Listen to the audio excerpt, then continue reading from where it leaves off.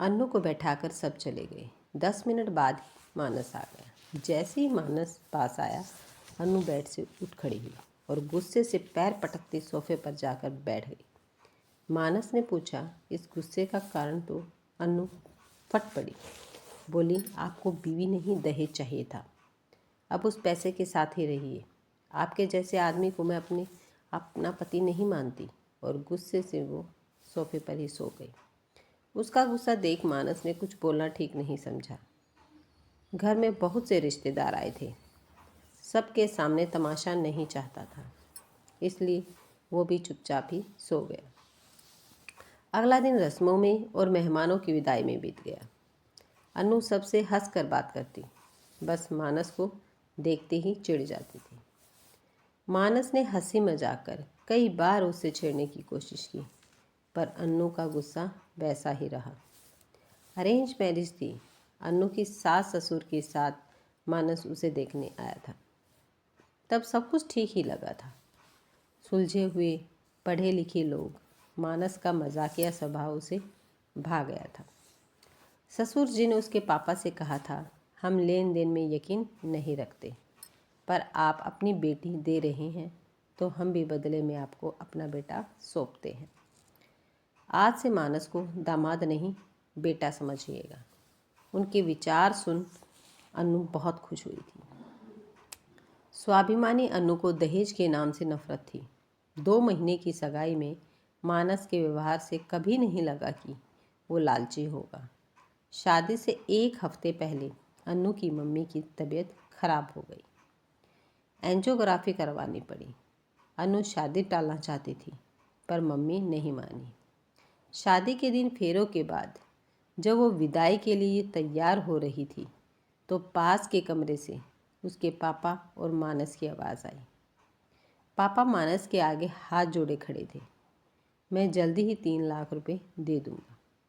दामाद जी, मानस ने उसके हाथ पकड़ लिए और कहा, ये सब बातें हम बाद में करेंगे पापा। आप विदाई की तैयारी करें और अन्नू को इस बारे में कुछ भी न बताए। अनु ने बस इतना ही सुना और वहाँ से चल दी। उसे मानस पर बहुत गुस्सा आया। पढ़े लिखे मानस से ये उम्मीद नहीं थी उसे। एक मन तो हुआ कि हंगामा करे, फिर पापा की इज्जत और माँ की तबीयत का सोच चुप रह गई। पर उसने सोच लिया था कि वो मानस को सबक सिखा कर ही रहेगी। वो ससुराल तो आ गई, पर मानस को पति नहीं माना। रात को फिर मानस ने पूछा, आखिर हुआ है क्या? क्यों मुझसे इतना गुस्सा? शादी से पहले तो ऐसा कुछ नहीं था। कोई गलती हुई है तो बोलो, मैं सुधार लूँगा। अन्नू बोली, बात तो ऐसे कर रहे हो जैसे कुछ पता ही ना हो। गलती तो मुझसे हुई है, जो तुम्हारी असलियत नहीं समझ पाई। मानस ने बहुत समझाया, पर वो कुछ सुनने को तैयार ही नहीं थी। अगली सुबह उसका भाई लेने आया और वो पग फेरे के लिए मायके आ गई थी। घर आकर सबसे मिलकर बहुत रोई, पर पापा को देखते ही उसका गुस्सा फूट पड़ा। पापा, आप तो जानते हो ना आपकी बेटी कितनी स्वाभिमानी है, फिर क्यों आपने मेरी शादी दहेज के लालची मानस से करवा दी? एक बार मुझे बता तो देते कि उसने आपसे 3 लाख रुपए मांगे हैं। अन्नू की बात सुन सब अवाक रह गए। उसके पापा ने कहा कि ऐसा कुछ नहीं हुआ, मानस ने तो कभी कुछ नहीं मांगा। अन्नू बोली, मैंने विदाई के वक्त आप दोनों की बातें सुनी थी, मुझे सब पता चल गया है। तब अन्नू के पापा ने बताया, बेटी, तेरी शादी की तैयारी में काफ़ी पैसा खर्च हो गया था। ऐसे में तेरी माँ के इलाज के लिए 3 लाख रुपए कैश चाहिए था। मैं लोन लेने की सोच रहा था। तभी मानस ने कहा कि वो हॉस्पिटल का सारा खर्च उठाएगा। आखिर वो भी तो उसकी माँ है। मैंने उसे कहा कि मैं थोड़े थोड़े करके पैसे लौटा दूंगा, पर वो नहीं माना। अब उन पैसों के बारे में कोई बात नहीं होगी, और तुझे ये सब बताने को भी मना किया था।